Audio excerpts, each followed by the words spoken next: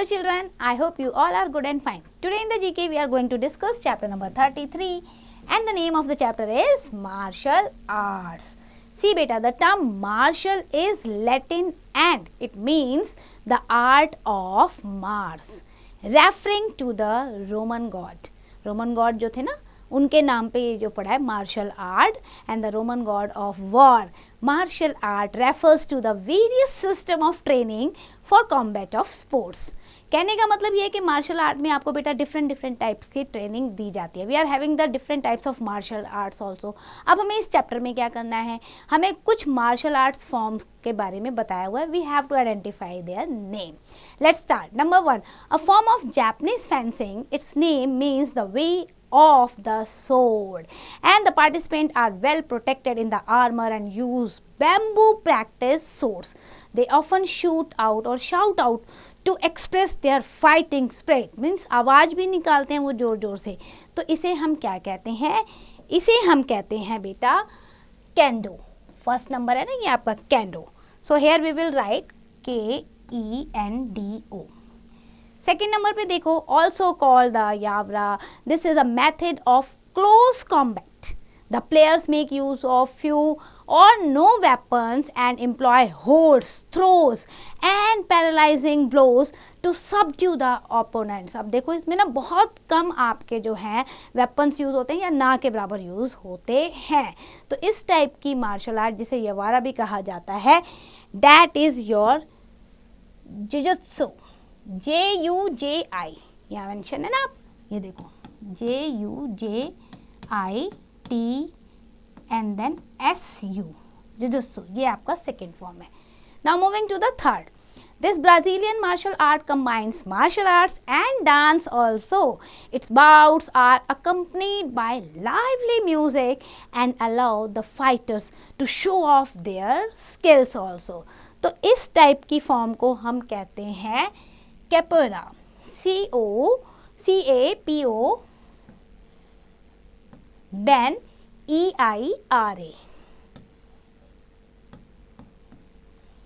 Capoeira. Now moving to the fourth one. In Japanese, its name means empty hand. खाली हाथ इसका मतलब होता है. This art involves the use of weapons techniques such as striking, kicking, blocking and defend oneself against the opponent.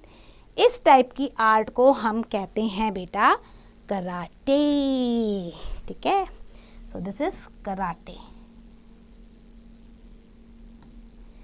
Now moving to the fifth one. Fifth one देखो बेटा, the national sports of south Korea. ये South Korea का national sports है. अब इससे से समझ जाओ, it stands for art of kicking and punching also. It is known for its striking and athletic kicks. It is use by the military of south Korea. अब south Korea की military भी इसे यूज़ कर रही है as a part of hand to hand combat training. So ये fifth number पे आपका आता है जो हैंड टू हैंड होता है ना, that is taekwondo. So here we will write taekwondo. Now moving to the sixth one. This is a Russian martial art and sport. The name itself is an acronym. It has roots in judo and styles of wrestling also. तो अगर आप देखोगे बेटा इसमें wrestling का भी style है, that is sambo. Now moving to the seventh one, a standing sport that combines styles of boxing and kicking. ये ऐसा स्पोर्ट है जिसमें आपको बॉक्सिंग और किकिंग दोनों मिलेगी. It is often practice for self defence and as well as general fitness. So इसे हम कहते हैं kick boxing. Here we will write kick boxing. नाम में ही आ गया था kick. Now moving to the eighth one, an Olympic event. Its name mean that the gentle way. These Japanese arts from focuses primarily on throwing and as well as ground fighting techniques. तो इसे हम कहते हैं judo. यहाँ आपका ludo लिखा है ना बेटा, इसे आप लिखेंगे जूडो. नाउ नोट पे चलते हैं. Famous martial artist Bruce Lee invented his own style called jeet kune do. तो ब्रूस ली का नाम शुरू से ही फेमस है एक मार्शल आर्ट के लिए. That's end for the chapter. I hope you understand. Learn the exercise carefully.